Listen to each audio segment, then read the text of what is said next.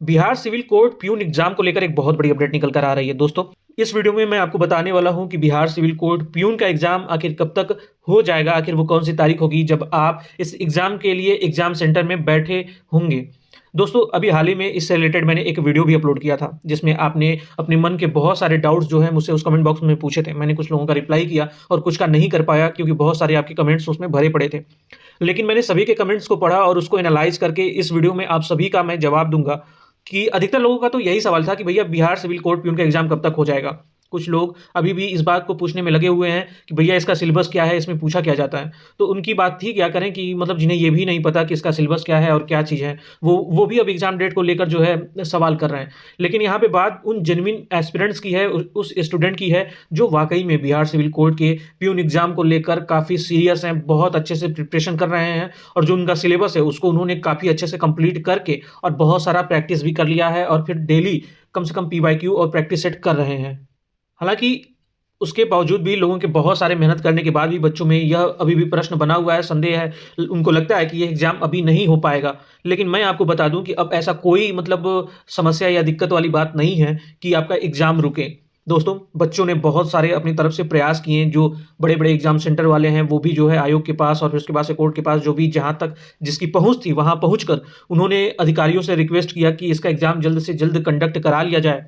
और दोस्तों, जो आपको एक और खुशखबरी की बात यह है प्यून के एग्जाम को लेकर कि आप जब सेलेक्ट हो जाएंगे ना, तो जो आपका रहेगा सैलरी जो भी रहेगा, अब समझिए कि जो 8वां पेंशन आयोग बनने वाला है सेंट्रल गवर्नमेंट में, उस हिसाब से राज्य की सरकारों के साथ जब उसकी बातें होंगी तो मान लीजिए आपका तनख्वाह इस समय 30,000 है, मान लीजिए चपरासी का, सॉरी प्यून का। तो वही तनख्वाह जो है बढ़ के अब 85,800 रुपये के आसपास पहुंच जाएगी, क्योंकि 185% यानी कि 285% आपका तनख्वाह हो जाएगा। एक बहुत बड़ी यह न्यूज़ थी दोस्तों, मैं आपको बताने वाला था। तो अब ये मत समझिए कि यह जो है बहुत छोटी जॉब है दोस्तों। इसमें देखिए, इसमें वो हमें झाड़ू पोछा वाला काम करना नहीं होता है। इसमें फाइलों को सहेज कर संभाल कर रखना होता है। जब हमारे सीनियर्स हमसे कोई फाइल्स के बारे में पूछेंगे कि ये फलाने फाइल्स को लाकर मुझे दे दो, ये फाइल्स की ज़रूरत है, तो आपको पता होता है कि वो फाइल्स किस अलमारी में रखा हुआ है, कौन से बक्से में है, ये सारी चीज़ें पता होती हैं। फिर उसके बाद से फाइलों को साफ और सुरक्षित रखना होता है। तो वो फाइलें आपको पता होती हैं और वो फाइलें लाकर अपने सीनियर को आप देते हो। तो इसमें ये काम होता है, ना कि आपको क्लीनिंग करनी होती है।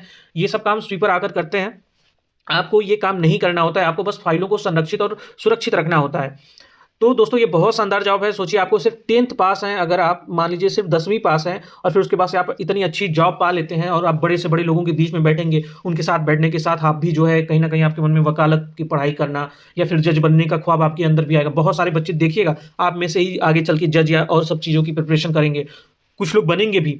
लेकिन दोस्तों, सोचिए 10th पास होने के बाद ही आपको इन हैंड कम से कम 25 से 30 हज़ार की सैलरी मिलेगी। और जब 8वां पेंशन आयोग लागू हो जाएगा तो आपकी वही जो 25-30 हज़ार की नौकरी है, सोचिए 80-85 हज़ार की रुपए की नौकरी हो जाएगी। सोचिए, आप 10 पास करके ही इतनी बड़ी सैलरी वाली जॉब पा लेते हैं, तो बताइए आपका कोई ख्वाब रुकेगा?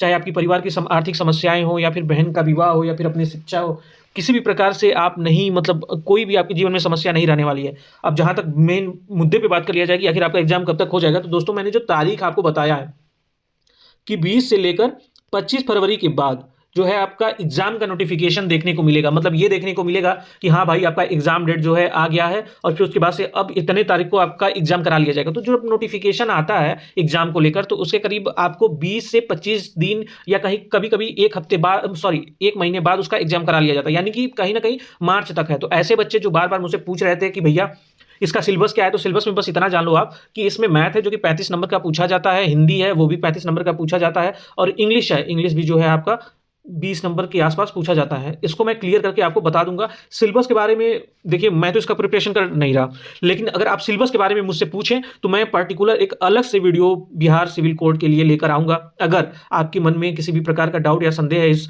एग्जाम को लेकर, डेट को लेकर, तो फिर उसके बाद से मैं जरूर आपको बताऊंगा। लेकिन जहां तक अगर आपको इसके सिलेबस को और अच्छे से जानना है तो मुझसे कमेंट बॉक्स में पूछिए। मैं पर्टिकुलर एक वीडियो आपके सिलेबस को लेकर ध्यान में रखकर मैं लेकर आपके लिए जरूर आऊंगा। और जाते जाते आप सभी से निवेदन है कि आप हमारे इस यूट्यूब चैनल को बेल आइकन के साथ जरूर सब्सक्राइब कर लें, अपने उन दोस्तों के साथ शेयर करें जो कि बिहार सिविल कोर्ट के एग्जाम में बैठने वाले हैं। और जैसे ही आपके एग्जाम से रिलेटेड अगर कोई मुझे न्यूज़ निकल कर आती है तो मैं आपके लिए वीडियो जरूर लेकर आऊंगा। और यदि अभी भी आपके मन में किसी भी प्रकार का डाउट है, अगर आप मुझसे पूछते हैं कमेंट बॉक्स में, तो फिर उसके बाद से मैं उसके लिए भी आपके लिए एक अपडेट वीडियो लेकर जरूर आऊँगा। हाँ, लेकिन एक चीज़ और है, अगर आपको सिलेबस के बारे में बेहतर तरीके से समझना है, तो मुझसे कमेंट बॉक्स में ज़रूर पूछिए।